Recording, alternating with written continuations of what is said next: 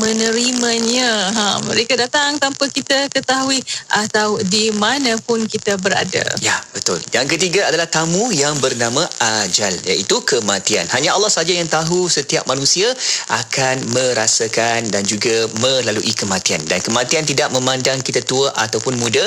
Kematian juga tak memandang kita miskin maupun kaya. Ajal kematian tidak menunggu kita sedih ataupun kita suka, kan? Ataupun kita dah bersiap sedia maupun belum. Semuanya Allah dah sertai, Allah sudah sediakan kepada kita. Maka persiapkanlah setiap bekalan kita di dunia dan juga di akhirat ini. Semoga Allah sentiasa berkati kehidupan kita.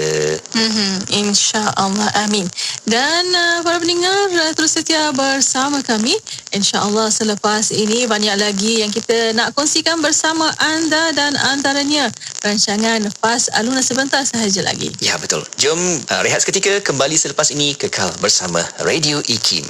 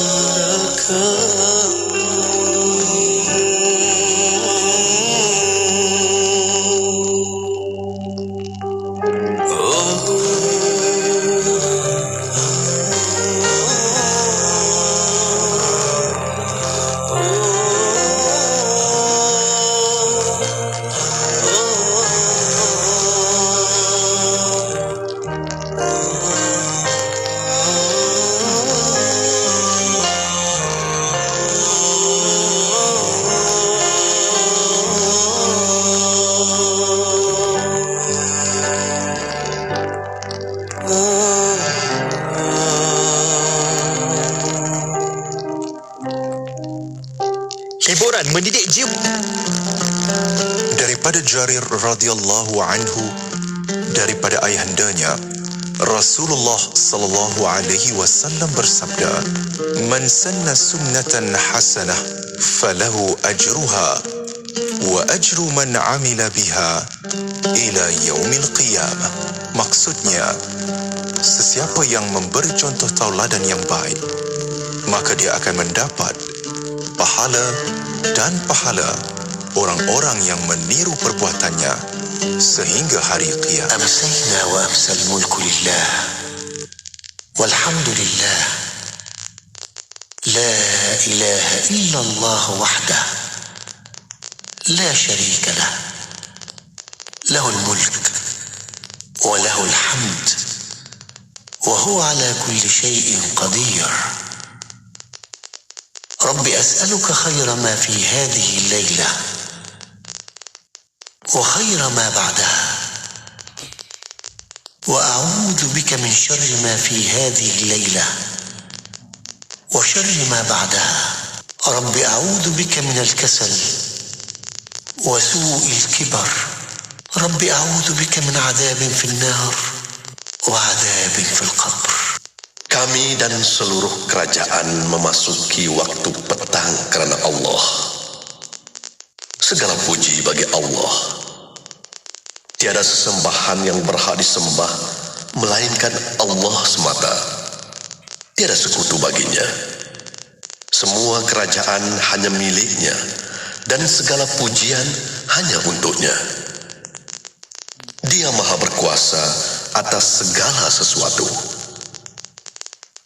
Wahai Tuhanku, aku memohon kebaikan yang ada di hari ini dan setelahnya.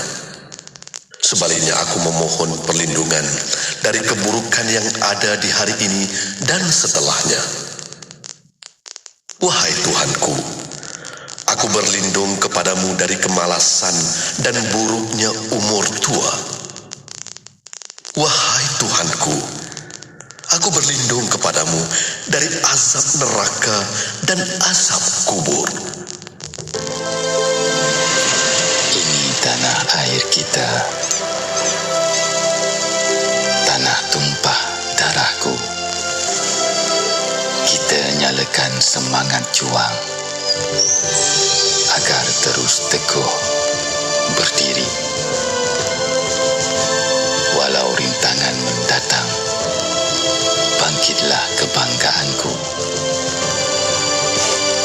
Kita seterap melangkah.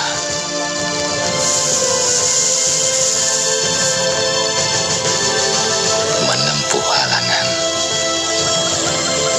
Kibarkanlah benderamu demi pewaris bangsa masa hadapan. Kebanggaanku, negaraku.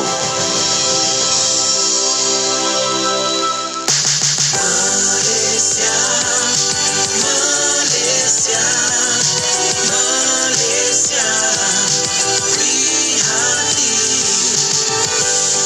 Jarak bukan penghalang, bahasa bukan kekangan. Bangkit kita terus berjuang. Negaraku Malaysia, kami pertahankan. Selamat menyambut Hari Malaysia 2021. Demi negara, kita menang bersama. Malaysia, negaraku. Malaysia, merdeka. Malaysia, tanahku banyak darahku.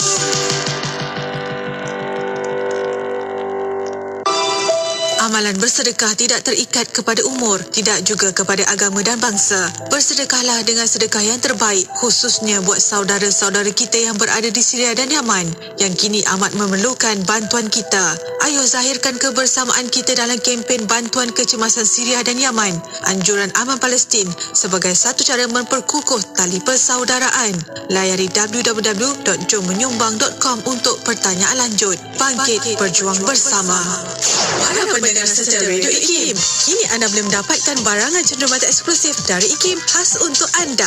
Seperti t-shirt IKIM, shawl, tudung pashmina, topi, payung silver coded, sejadah dan banyak lagi. Sila layari laman sesama IKIM Niaga di www.ikimniaga.my dan juga boleh didapati melalui aplikasi Shopee. Cari IKIM, jarak niaga. Hubungi 03-6246-388 atau 389 untuk maklumat.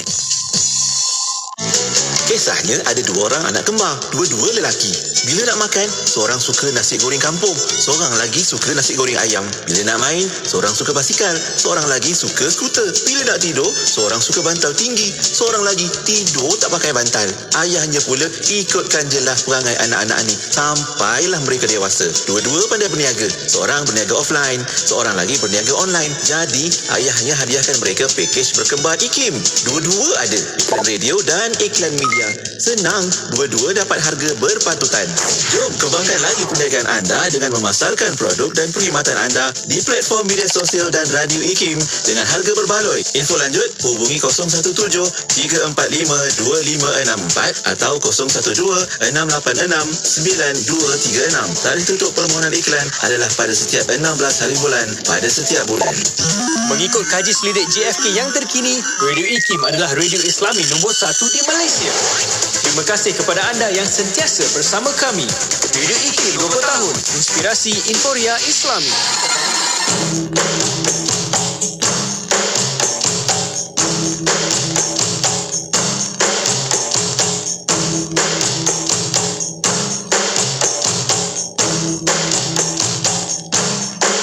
Dimulakan dengan Bismillah, disudahi dengan Alhamdulillah. Begitulah sehari dalam hidup kita, mudah-mudahan dirahmati Allah. Dimulakan dengan Bismillah, disudahi dengan Alhamdulillah. Begitulah sehari dalam hidup kita, mudah-mudahan dirahmati Allah. Mulakanlah kerja dengan niat yang satu untuk mendapat keredaannya. Moga segala urusan dipermudahkannya agar sentiasa dalam kebaikan. Barulah hati kita kan terasa tenang dan bersyukur dengan apa yang ada. Dimulakan dengan Bismillah, disudahi dengan Alhamdulillah. Begitulah sehari dalam hidup kita, mudah-mudahan dirahmati Allah. Buruk dan baik itu ketentuan Allah, kitalah jua yang memilihnya. Amal yang baik akan membawa ke syurga, amalan buruk menempah neraka. Hanyalah iman, amal dan juga takwa menjadi bekal dalam hidup kita. Hanyalah iman, amal dan juga takwa menjadi bekal dalam hidup kita. Dimulakan dengan Bismillah, disudahi dengan Alhamdulillah. Begitulah sehari dalam hidup kita, mudah-mudahan dirahmati Allah. Dimulakan dengan Bismillah, disudahi dengan Alhamdulillah. Begitulah sehari dalam hidup kita, mudah-mudahan dirahmati Allah.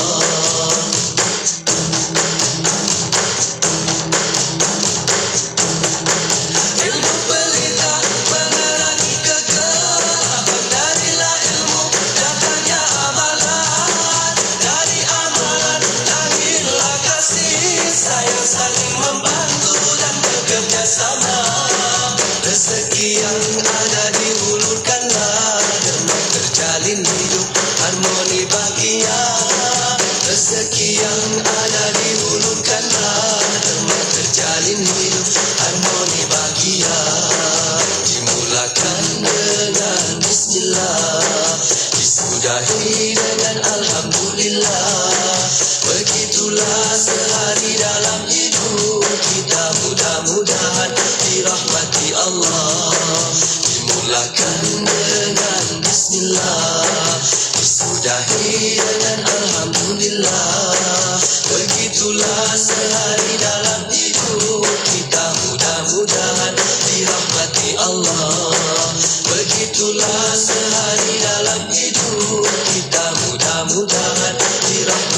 Allah. Begitulah sehari dalam hidup kita, mudah-mudahan dirahmati Allah.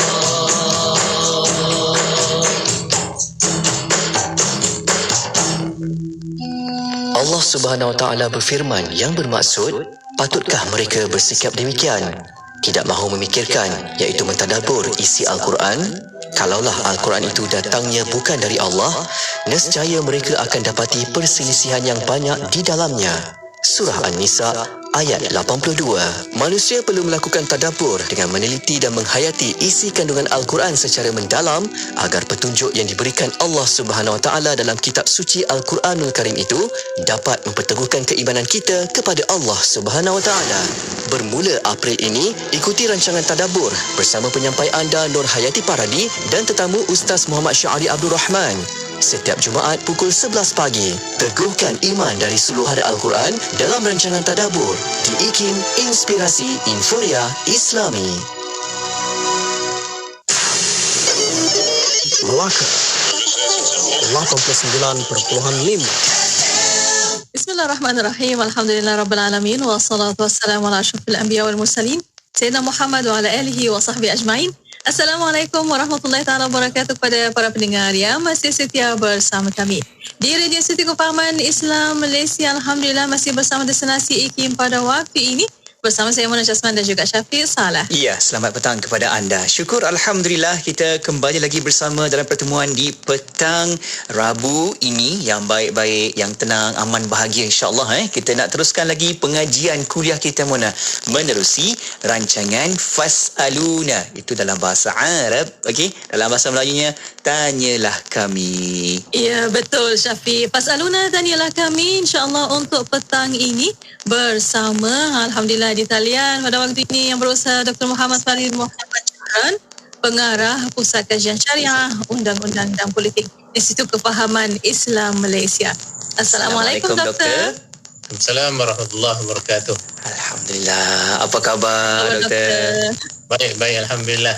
Syukur, Masya Allah. Berlengkap dengan pakaian Melayu, Masya Allah Doktor, dengan bajunya kemas, songkoknya terletak kemas, Masya Allah. Kat rumah kan senang, nak ambil baju mana pun boleh. Kan, itulah.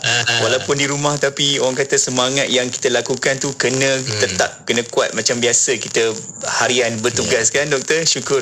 Kita doakan jugalah para pendengar, sahabat-sahabat yang sedang mendengarkan ini juga bersemangat terus cekal dalam menghadapi situasi dan juga cabaran-cabaran yang kita lalui sekarang. InsyaAllah semoga dipermudahkan segala urusannya. Ya, insya-Allah. Ya. Dan bersama para pendengar untuk waktu ini kita bersama anda di FB Live IKIM FM dan juga di YouTube IKIM Media. Dan untuk petang ini Doktor akan membincangkan tentang bahagian kedua daripada tajuk kehidupan berpandukan matlamat syariah, insya-Allah. Dan untuk waktu ini sebagai mukadimah Doktor, kita tahu syariah ini bersifat syumul dan syariah mengatur ialah semua urusan kehidupan manusia dengan Tuhan, dengan manusia yang lain, dengan makhluk-makhluk juga yang lain. Dan mungkin Doktor sebagai mukadimah untuk waktu ini kita nak tahu bagaimana untuk kita pastikan kehidupan ini selari dengan matlamat syariah ini. Bagaimana Doktor? Silakan. Silakan Doktor. Terima kasih Maulana Syafiq. Bismillahirrahmanirrahim. Alhamdulillahirabbil alamin. Wassalatu wassalamu ala Rasulillah wa ala alihi wa sahbihi ajma'in. Rabbi shrah li sadri wa yassir li amri wa hlul 'uqdatam min lisani yafqahu qawli. Subhanaka la ilma lana illa ma 'allamtana innaka antal alimul hakim wa la haula wa la quwwata illa billahil aliyyil azim. Alhamdulillah, syukur kepada Allah Subhanahu wa taala kerana kita diberikan lagi kesempatan dan nikmat untuk kita meneruskan lagi program Fas'aluna kita ini. Dan kita walaupun berada dalam suasana yang agak mencabar, tetapi dengan kesabaran kita, insya-Allah kita mampu untuk melaluinya dan kita harap ia semakin berakhirlah, Maulana Syafiq. Amin. Dan kita nak bercakap dalam bahagian kedua berkaitan dengan bagaimana kita nak hidup berpandukan kepada matlamat syariah yang kita sebut sebagai maqasid asy-syar'iyyah. Kita dah sebut sedikit sebanyak pada minggu lalu. Cuma pada kali ini kita nak perincikan lagi Maulana Syafiq yang berkaitan dengan bagaimana caranya itu, kaedah-kaedah yang diajar oleh syariah untuk kita hidup di dunia ini dalam keadaan kita selari dengan apa yang diingini oleh syariah, iaitu Allah Ta'ala yang menurunkan syariah kepada kita. Bila kita sudah menerima Islam sebagai agama kita ataupun kita menjadi Muslim, pastinya kita kena patuh kepada syariah lah. Sebab itu merupakan asas kehidupan dan asas agama kita. Jadi dia tak ada isu saya tak nak ikut lah kan. Kalau tak nak ikut tu dia tak boleh lah berada di sini, Maulana Syafiq. Betul. Dia tidak boleh berada dalam agama ini ataupun dia tidak boleh lah declare dia seorang Muslim. Kalau seorang Muslim itu dah pasti itulah dia punya package-nya. Ada syariah yang menyusun kita. Dan sebenarnya syariah ini satu benda yang memudahkan kehidupan kita. Itu yang kita nak tengok tu, Maulana Syafiq. Malah yang tidak ingin atau tidak mahu mengikut syariah itu nanti yang kita akan lihat hidupnya itu akan jadi susah, sukar, kerana dia sudah hilang panduan yang diturunkan oleh pencipta kita sendiri, iaitu Allah Subhanahu Wa Taala. Salah satu perkara penting yang diajar oleh para ulama khususnya dalam bidang maqasidus syariah ni, Maulana Syafiq, kalau kita nak pastikan kehidupan kita itu berlandaskan syariah, kita harus utamakan perkara-perkara yang daruriyat, dia panggil. Perkara yang daruriyat. Daruriyat ni maknanya perkara yang utama dan penting. Sebab hal-hal kehidupan itu terbahagi secara umumnya kepada 3. Satu, perkara-perkara yang daruriyat, iaitu perkara yang penting dan wajib. Kalau bahasa Inggeris dia panggil necessities, kan, benda-benda yang necessary kepada kita. Yang keduanya, perkara-perkara yang sifat hajiat. Hajiat ni dia daripada perkataan hajat. Mungkin perkara tu kita perlu, tetapi dia keperluannya tu tak sampai ke tahap daruriyat tadi. Kan? Kalau makan tu Syafiq, itu daruriyat lah, kan? Kalau tak makan macam mana nak kerja, nak hidup, nak apa semua, kan? Jadi makan itu daruriyat. Tapi makan apa tu, itu dia dah ada hajiat, ada daruriyat, kan? Kalau Penang, nasi itu daruriyat lah, kan? Dia tak dapat nasi kandak dia, habis lah, kan? Contohnya. Tapi sama ada nak taruh ikan ke, nak taruh ayam ke, nak taruh daging ke, itu dia hajat lah, hajiat. Dia benda-benda yang kita boleh pilih. Walaupun kita perlu juga perkara-perkara tu, tapi dia sudah bukan sifatnya daruriyat sangat. Kemudian yang paling ringan dia panggil tahsiniyat, daripada perkataan hasan, iaitu cantik, dan baik, dia mencantikkan. Yang ni dia complementary lah, ataupun auxiliary dalam bahasa Inggeris kata, kan. Maknanya benda-benda yang tambahan-tambahan. Kalau makan tadi tu dia macam tambahan lah, ada cili dia, ada makanan-makanan tambahan yang mungkin akan menyempurnakan lagi lah dia punya set menu dia tu, Maulana Syafiq, ya. Tapi yang asasi itu tetap yang asas tadi lah. Jadi itu contoh, kita ambil contoh makanan lah, sebab itu yang paling dekat dengan kita. Okey. Jadi dalam syariah, perkara yang utama untuk kita ambil perhatian, kata para ulama maqasid ni, ialah benda yang daruriyat. Yang daruriyat itu mesti diutamakan, dan syariah itu datang untuk memelihara perkara-perkara yang daruriyat itu. Dan malah dalam kehidupan kita pun, Maulana Syafiq, memang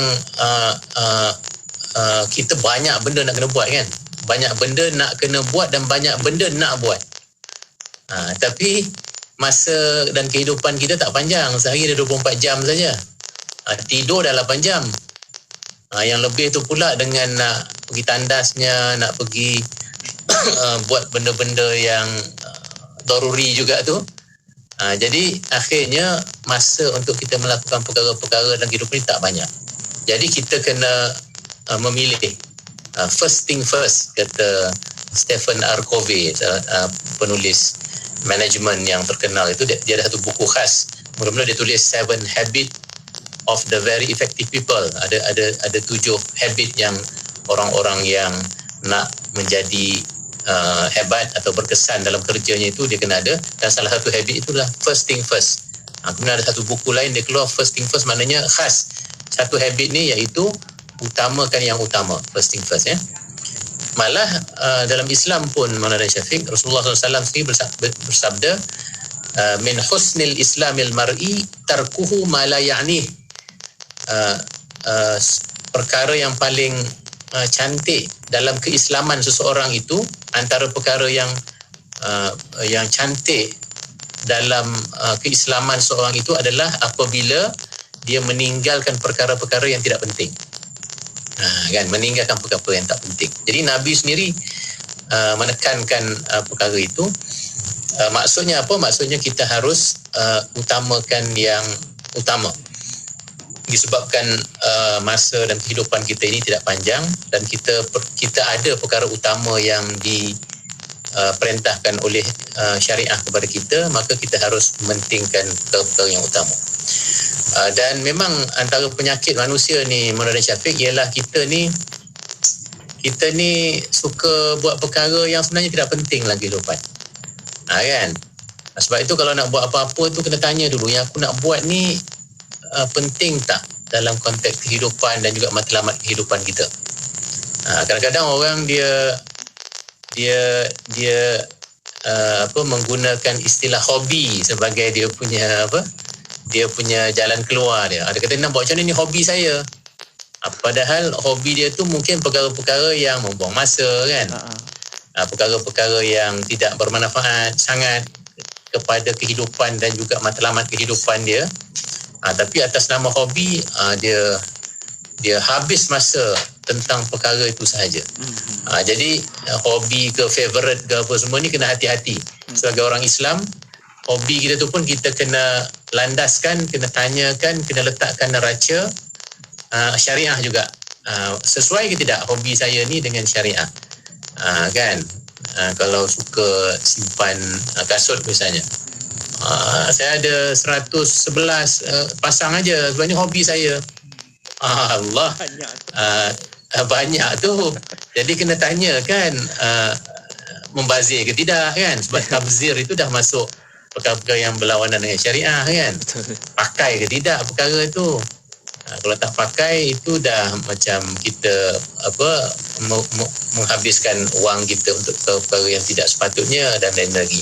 Jadi tak boleh atas nama benda kita suka atau hobi kita rasa itu justified untuk kita buat kan. Jadi nanti Syafiq Ramana kita akan tengok apa yang sebenarnya syariah dah susun kepada kita, benda-benda yang daruriyat ini.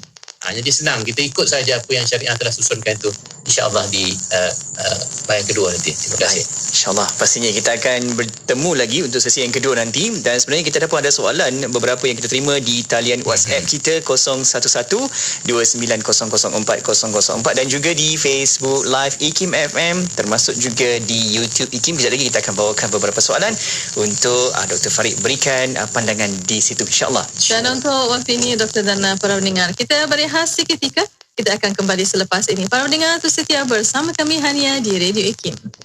Bismillahirrahmanirrahim. Bismillahirrahmanirrahim. Bismillahirkafi. Bismillahirmuafi. Bismillahilladzi la yadurru ma'asmihi syai'un fil ardh ولا في السماء وهو السميع العليم بسم الله الرحمن الرحيم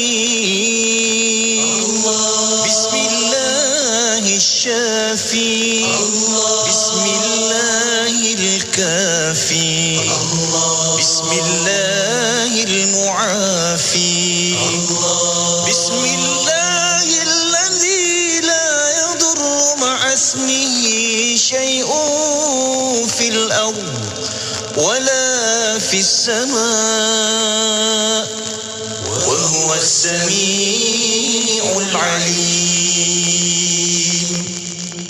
بسم الله الرحمن الرحيم بسم الله الشافي بسم الله الكافي بسم الله المعافي بسم الله الذي لا يضر مع اسمه شيء في الأرض ولا في السماء وهو السميع العليم بسم الله الرحمن الرحيم بسم الله الشافي بسم الله الكافي بسم الله المعافي بسم الله الذي لا يضر مع اسمه شيء في الأرض ولا في السماء وهو السميع العليم بسم الله الرحمن الرحيم بسم الله الشافي بسم الله الكافي بسم الله المعافي بسم الله الذي لا يضر مع اسمه شيء في الأرض ولا في السماء وهو السميع العليم. Rancangan Fas'aluna yang bermaksud Tanyalah Kami merupakan sebuah rancangan yang membicarakan tentang pelbagai isu yang menjadi persoalan di kalangan masyarakat. Rancangan yang bertujuan untuk mendidik masyarakat dan mengelakkan mereka daripada bertanyakan persoalan-persoalan yang terbuku dalam hati mereka kepada mereka yang tidak berautoriti dan seterusnya mendapat jawapan yang salah. Program Fas'aluna ini diisi oleh 2 orang penyumbang secara bergilir-gilir daripada kalangan pegawai Akademi IKIM, iaitu Yang Berbahagia Dr. Muhammad Farid Muhammad Syahran, Pengarah Pusat Syarak yang juga Ahli Panel Jawatan Kuasa Akidah JAKIM dan Ahli Panel Fatwa Negeri Sembilan. Beliau mengupas isu-isu berkaitan akidah dan pendidikan dalam Islam. Seorang lagi penyumbang ialah Dr. Nik Roskiman Abdul Samad, Fellow Kanan Pusat Syarak yang memfokuskan isu-isu berkaitan dengan pendidikan rohani, ihsan atau akhlak. Rancangan ini telah bermula sejak tahun 2019 dengan setiap seorang menyumbang untuk tempoh 3 bulan. Rancangan ini diterbitkan oleh Datin Mona Jasman, bersiaran setiap hari Rabu jam 5 petang. Radio IKIM 20 tahun, sentiasa relevan dan terkini. Dengarkan kami di Ipoh, Perak 102.7 FM. IKIM, Inspirasi Inforia Islami. Bismillah, alhamdulillah, wassalatu wassalamu ala rasulillah.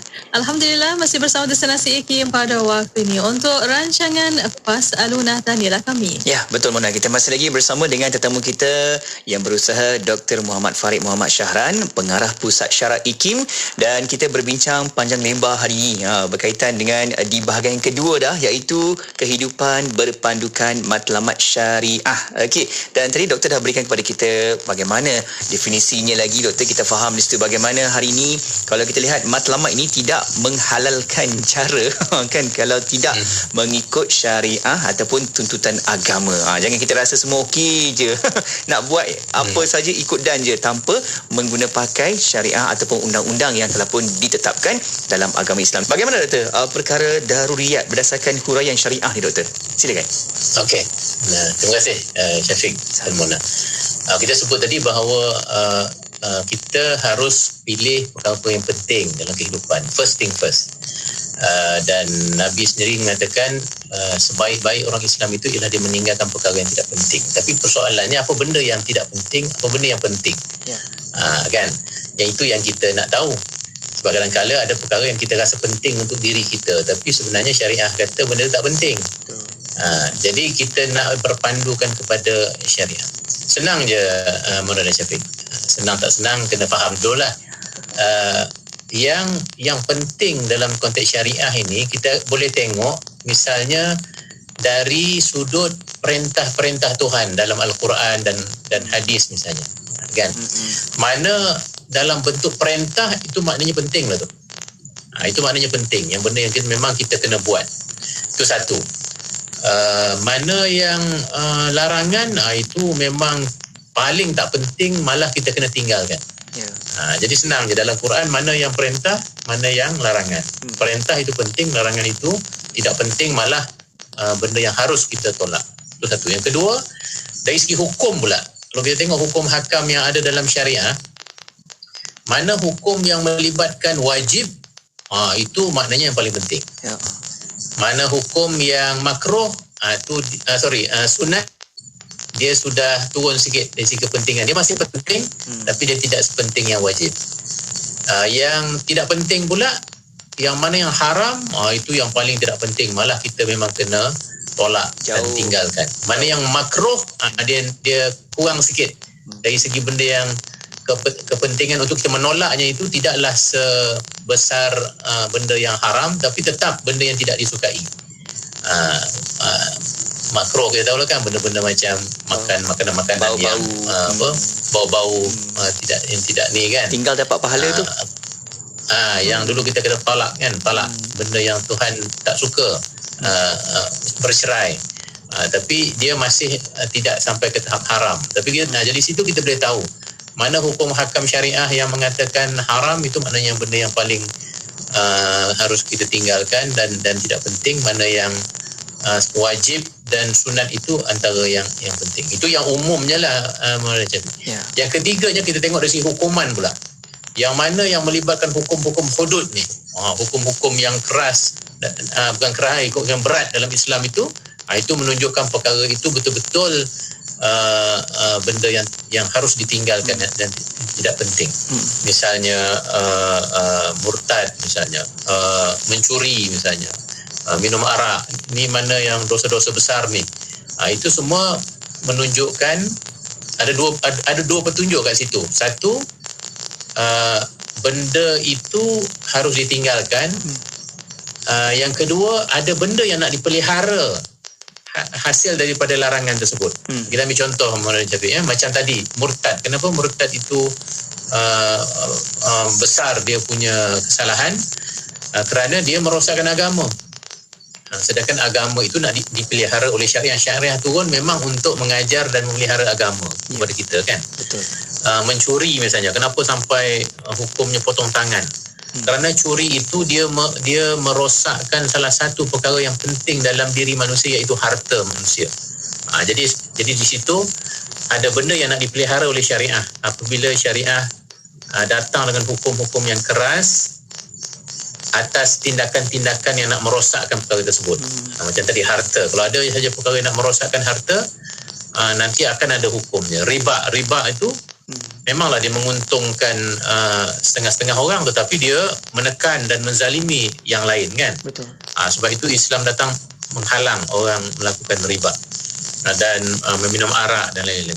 Jadi nampak tak, dah ada dah dia punya macam cara untuk kita mengetahui apakah perkara yang daruriyat yang penting dalam Islam. Okey, yang lebih memudahkan kita lagi sebenarnya, ulama-ulama maqasid syar'iyah ini telah pun mengajar kita dengan mengatakan sebenarnya ada 5 benda yang nak dipelihara oleh agama yang dikategorikan sebagai daruriyat, benda-benda yang wajib, benda-benda wajib kita kena pelihara dalam kehidupan kita. Yang ini kita biasa dengar, saya ulang saja. Yang pertamanya yang nak dipelihara adalah agama. Yang kedua yang nak dipelihara adalah nyawa kita. Yang ketiga yang nak dipelihara adalah akal kita. Yang keempat yang nak dipelihara ialah keturunan kita. Dan yang kelima yang nak dipelihara ialah harta kita. Ini 5 maqasid syariah yang daruri, yang penting. Dan para ulama telah juga menghuraikan dengan detail juga, Maulana Syafiq, dalam konteks agama tu misalnya. Apa contoh bila syariah datang nak memelihara agama? Itu yang misalnya murtad tadi tu, kan, diharamkan apa semua tu kerana ia merosakkan agama. Dan segala perkara-perkara yang akan membina agama, nanti syariah datang meletakkan hukum wajib atau sunat. Misalnya rukun-rukun Islam kita lah. Untuk solat. Kenapa solat itu wajib? Kerana solat itu maqasidnya ataupun matlamatnya ialah untuk memelihara agama. Kalau tak ada solat, tak adalah agama. Maulana Syafiq, as-salatu imaduddin, kan? Solat itu tiang agama. Sesiapa yang melakukannya, dia membina agama. Sesiapa yang meninggalkan solat, dia sebenarnya meruntuhkan agama. Semudah itu. Tapi bukan solat sahaja. Rukun Islam tu nanti ada puasanya, ada zakatnya, ada hajinya. Jadi kalau kita lakukan semua tu, seolah-olah kita membina dengan cantik agama kita ni dan kita memeliharanya. Jadi tengok, kelima-lima perkara itu dia hukumnya wajib, kan? Haji pun kepada yang ni lah, kepada yang mampu dia kena lakukan. Yang lain, ya, itu yang pertama. Kemudian apa-apa sahaja yang akan merosakkan agama, nanti syariat datang untuk mengharamkan. Misalnya saya dah sebut tadi murtad tu. Kemudian contohnya macam kita menghina agama, kan? Kita menghina agama. Bukan agama kita saja, kalau kita menghina agama lain pun nanti kemungkinan mereka akan menghina agama kita juga. Ajaran-ajaran yang sesat misalnya, kenapa kita keras menolak dan juga cuba membasmikan? Tak kiralah yang perjalanan mimpi ke, perjalanan naik kereta api ke, yang terakhir ke, yang awal ke, semua adalah nanti Jabatan Agama Islam ke apa, semua berusaha untuk kadang-kadang orang bangkitkan, dia kata ini hak mereka, ini hak asasi, kan? Maulana Syafiq, kenapa kita nak halang mereka? Tapi kita punya hujah maqasid syariah lah. Kerana dalam maqasid syariah, perkara yang utama yang nak dipelihara itu ialah agama. Walaupun di sana akan ada nanti 4 lagi yang lain, kan? Jadi jangan kita ingat bila kita maqasid syariah ni kita hanya pentingkan agama sahaja. Tidak. Buktinya 5 yang lain tu bukan sangat hal agama tapi hal kehidupan kita. Nyawa kita, akal kita, keturunan kita, harta kita. Nanti kita cuba huraikan sikit yang 4 tu. Di samping kalau ada soalan-soalan, kita cuba jawab. Baik, insyaAllah Doktor. Pasti juga kita akan jawab sebab beberapa soalan yang kita dapat. Contohnya soalan daripada sahabat pendengar kita di sini, katanya Doktor, bagaimana ingin seimbangkan juga adat dan syariat supaya tidak berlaku pelanggaran perintah suruhan Allah. Contohnya isu adat istiadat perkahwinan dalam Islam, sebab ada beberapa adat-adat yang tidak perlu dilakukan tapi masih dianggap remeh oleh kita, Doktor. Bagaimana? Nanti Doktor akan berikan sedikit pandangan di situ, insyaAllah. Dan untuk waktu ini, sekali lagi kita berhadiah khas seketika. Kita akan kembali selepas ini. Para pendengar terus setia bersama kami hanya di Radio IKIM.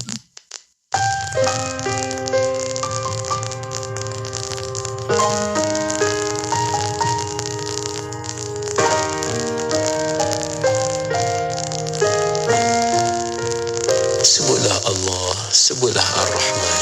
Mana saja yang kamu sebut, asalkan nama yang baik, semuanya milik Allah Subhanahu wa ta'ala. Satu zikir yang cukup besar, satu zikir yang merangkumi semua yang ada di dalam seluruh alam semesta ini, terkandung dalam La ilaha illallah. Sebab itu kita sentiasa sebut berdasarkan hadis Nabi, afdalu zikri fa'lam annahu la ilaha illallah Muhammadun Rasulullah.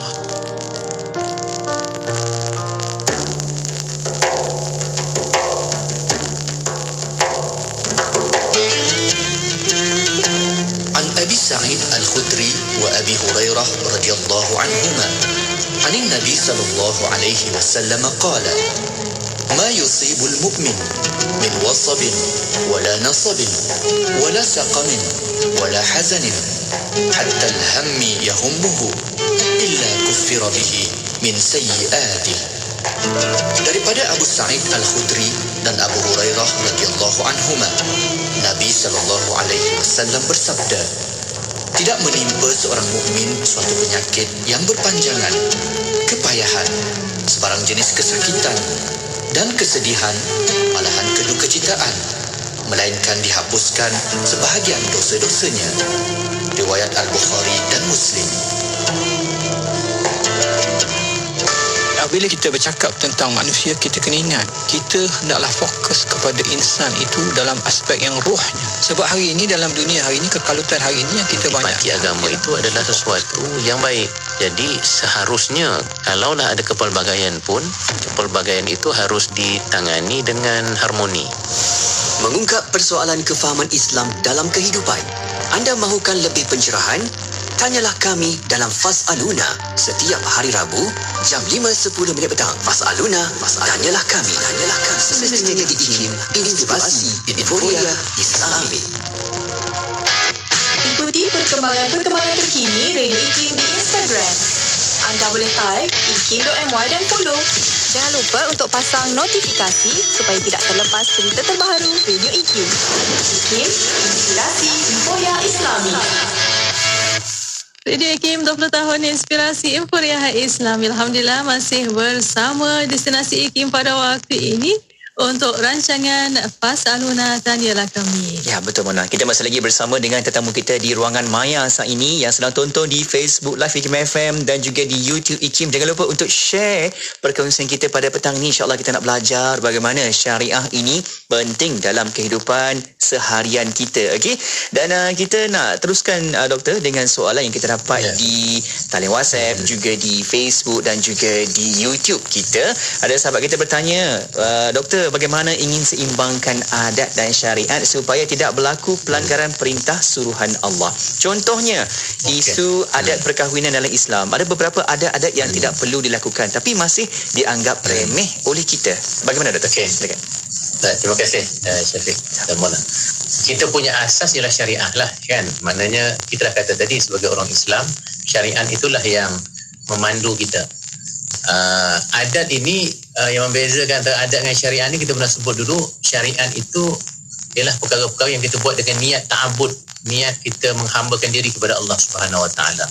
Tapi kalau kita buat sesuatu yang dikatakan syariat pun tapi tak ada niat dan tidak ada tidak ada fokus kepada ubudiyah pun, dia akan jadi adat saja, dia akan jadi ritual saja. Itu yang membezakan. Ya, tetapi Maulana Syafiq, adat ini juga tidak semuanya tertolak, kan? Ada adat-adat yang baik dan tidak bertentangan dengan syariah itu boleh diteruskan. Malah dalam kaedah fiqah ada yang disebut, dalam usul fiqh disebut al-adah muhakkamah. Sebahagian adat-adat itu juga boleh menjadi hukum juga, boleh dipegang sebagai satu prinsip yang baik. Kadang-kadang kita panggil sebagai uruf kan, uruf satu tempat itu. Dan perkataan ma'ruf misalnya, amal ma'ruf pun datang daripada perkataan uruf itu juga, maksudnya perkara-perkara yang memang sudah dianggap sebagai baik. Mungkin kita boleh ambil contoh lah Maulana Syafiq, dalam masyarakat Melayu kita ni, gotong royong misalnya, itu macam adat kita kan, gotong royong. Tapi kalau gotong royong itu dilakukan dengan niat betul untuk ta'awun kan, bertolong menolong, buat benda-benda baik lah. Jangan gotong royong pergi mencuri, kan? Gotong royong ni gotong royong kenduri, gotong royong untuk membina rumah, gotong royong untuk memberikan makanan-makanan untuk diedarkan kepada mangsa-mangsa COVID misalnya. Itu merupakan ma'ruf lah tu, benda-benda ma'ruf. Mungkin tidak disebut secara spesifik dalam syariah, dalam hukum hakam, tapi dia menjadi perkara yang ma'ruf. Dalam konteks perkahwinan, ada perkara-perkara yang menjadi adat yang tidak ada masalah, Malah dalam konteks orang selalu sebut sebagai macam bersanding misalnya. Sebenarnya bersanding itu sendiri tak ada masalah kalau niatnya itu untuk mengisytiharkan, ini pasangan saya, kan, orang Penang ni, baik-baik ni, menantu saya ni kan, dengan orang Arab contohnya kan. Maknanya kalau kita nak mengisytiharkan dengan kita letakkan di depan tu berdua, kemudian ada yang datang ucap tahniah, bersalam apa semua, itu tidak ada masalah. Cuma jangan sampai nanti bercampur dengan perkara-perkara yang melibatkan kepercayaan. Itu yang kita kena tolak. Dan saya rasa orang Melayu Islam kita ni dah banyak membuang perkara-perkara yang tidak perlu itu. Jadi macam persandingan itu kekal ataupun dikekalkan perkara-perkara yang utama, yang penting, yang membawa kepada kebaikan tadi itu, Maulana Syafiq.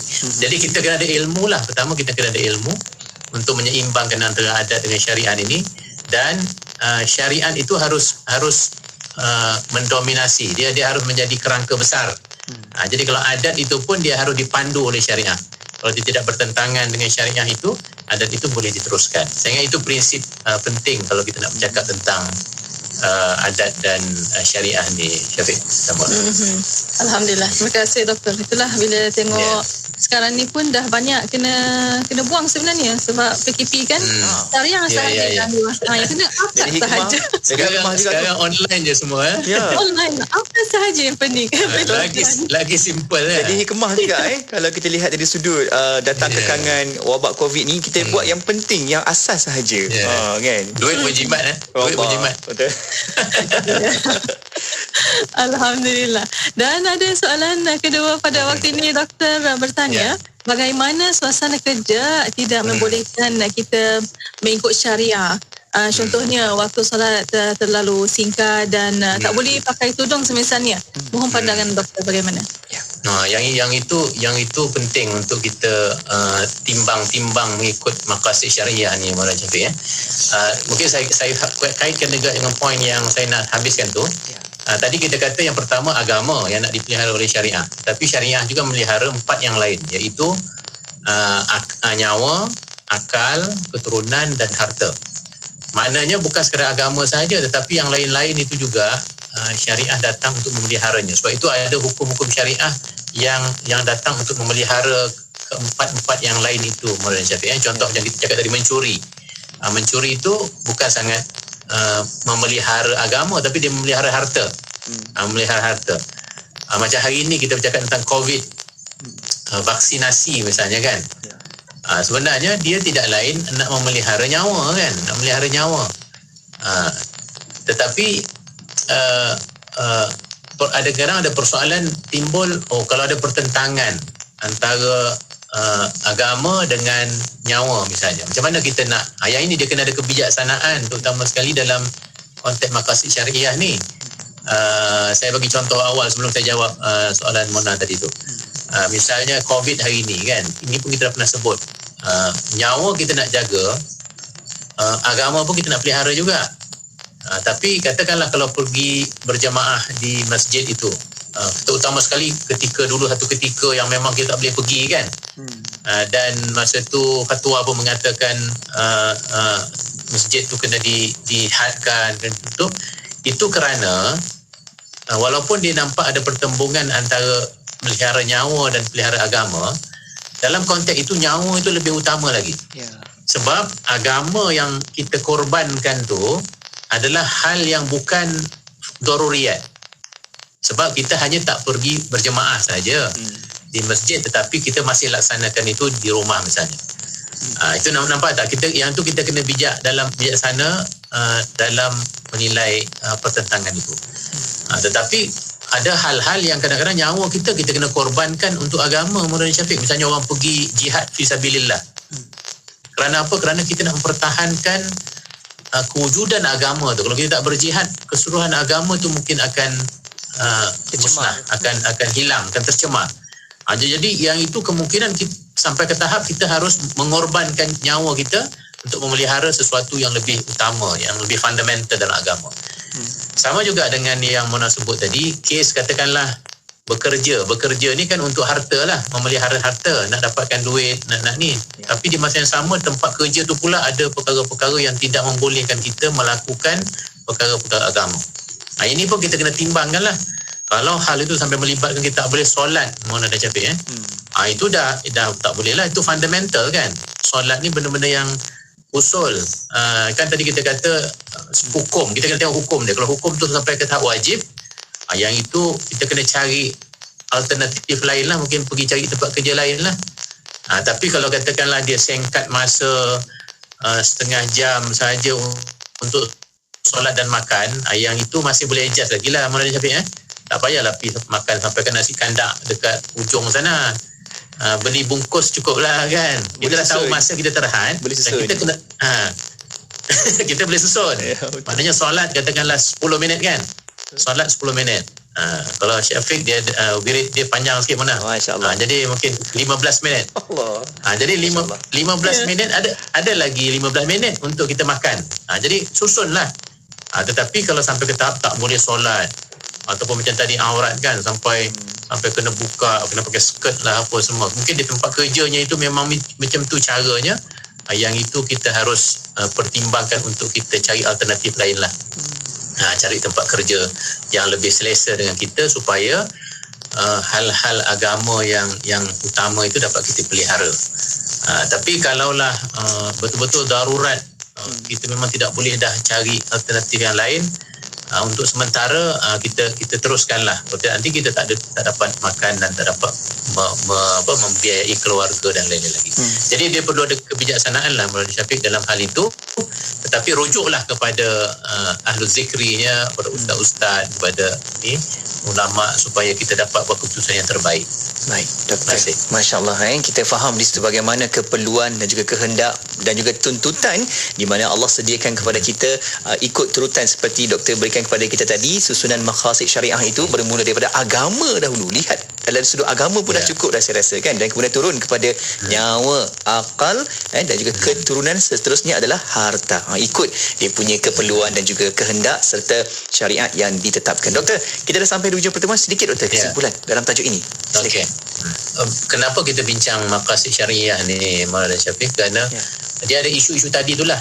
Kalau kita tidak memahami dari sudut apa sebenarnya yang syariah inginkan dari segi matlamatnya, takut nanti kita lakukan sesuatu tu secara keras tetapi kita tak tahu sebenarnya ada keutamaan-keutamaan lain yang harus kita ambil perhatian.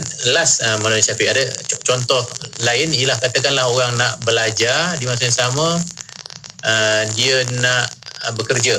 Itu kan pertentangan juga tu antara memelihara harta, nak dapatkan harta dengan nak akal, nak memelihara akal iaitu belajar. Itu juga kena bijak, kena tengok kes ni macam mana. Katalah kalau memang itu merupakan pendidikan asas, pergi sekolah apa semua, jangan sampai tak sekolah, sampai jangan tak belajar sebab itu merupakan perkara asas. Jadi di situ mungkin kena usahakanlah macam mana pun untuk dapatkan bantuan ke apa semua supaya harta itu dapat diperolehi untuk anak itu meneruskan pembelajaran. Kan jangan sampai ke tahap anak tak belajar pergi cari kerja apa semua, tapi nanti akhirnya kehidupan dia, akalnya itu tidak terbina dengan baik. Jadi di situlah perlunya pertimbangan yang baik, muazanat ataupun aulawiyat, dan macam saya kata tadi, rujuk kepada orang yang lebih mengetahui keadaan itu supaya kita dapat memutuskan keputusan-keputusan yang terbaik dalam kehidupan kita, dan seterusnya kita dapat hidup berlandaskan dan selaras dengan syariah Islam. InsyaAllah. Amin, amin. InsyaAllah itu tujuan kehidupan kita. Bagaimana kalau hari ini tiada syariat, Doktor, saya rasa memang kita ni tak dapat diselamatkan, hanyut kan Doktor. Sebab itulah dalam kapal tu dia ada juga sauhnya supaya berpaut, kukuh dan juga mengikut ketetapan, tak ada gerak kan. Itu dia punya perumpamaan lah yang mungkin kita boleh sama-sama hidup dalam suasana agama ni. Agama itu menyelamatkan kita, insyaAllah. Terus yakin dan juga kukuh keimanan kita, insyaAllah. InsyaAllah. Dan di akhirnya untuk wafi ini bersama rancangan Fas'aluna, kita berterima kasih banyak-banyak kepada yang berusaha Dr. Muhammad Farid Muhammad Syahran. Jazakallah ana kulla khair Doktor. InsyaAllah kita akan jumpa lagi. Assalamualaikum. Assalamualaikum warahmatullahi wabarakatuh. Alhamdulillah. Terima kasih kepada sahabat-sahabat pendengar, rakan-rakan penonton yang terus ikuti kita menerusi rancangan Fas'aluna, Tanyalah Kami, yang kita bawakan di setiap hari Rabu petang. Dan anda boleh sama-sama tonton semula di Facebook Live IKIM FM dan juga di YouTube IKIM. Jangan lupa untuk kita sebarkan perkongsian bicara ini. Moga-moga akan lebih banyak manfaatnya kepada orang lain juga, insyaAllah menjadi panduan dalam kehidupan kita. Dan para pendengar, terima kasih kepada anda dan anda terus setia bersama kami di Destinasi IKIM, Inspirasi Emporiah Islami. Wari-wari teh Radio IKIM kat Seremban 102.7 FM. Dongai ya.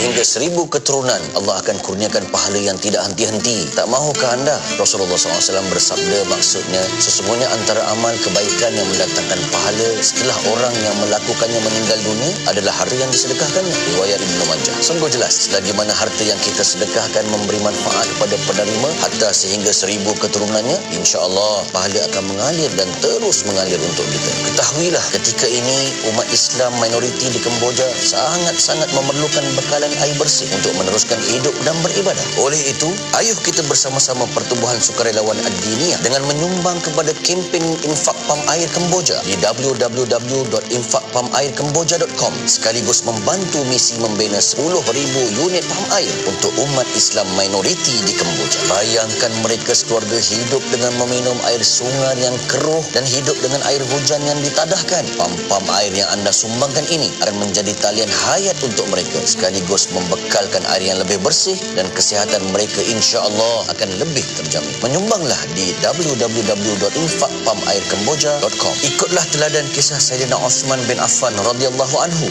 yang membeli telaga dari seorang Yahudi dan mewakafkannya kepada penduduk Madinah. Lalu tanah di sekitar telaga juga menjadi subur dan tanaman di kawasan sekitar memberikan pulangan yang besar kepada kerajaan Khalifah Islam hinggalah ke hari ini. Berinfaklah kepada kempen infak pam air Kemboja sekarang di www.infakpamairkemboja.com. Infak dikit tanda ingat, infak banyak tanda mampu. Selagi mana air ini digunakan hingga beberapa keturunan pun, selagi itu pahala mengalir untuk anda seperti mana mengalirnya air untuk mereka dari pam yang anda sumbangkan. Kita lapangkan kesusahan mereka ketika ini. Insya-Allah Allah janji akan lapangkan kesusahan kita serta ganda-gandakan rezeki kita, bukan sahaja di dunia, juga di akhirat kelak. Berinfaklah di www.infakpamairkemboja.com. 20 tahun bersiaran. Pada pagi IKIM, inspirasi Inforia kami di Radio IKIM tetap memberi inspirasi dan informasi yang terkini kepada anda. Radio IKIM 20 tahun. Inspirasi Inforia Islami. Hiburan mendidik jiwa hanya yang terbaik di IKIM. Inspirasi Inforia Islami.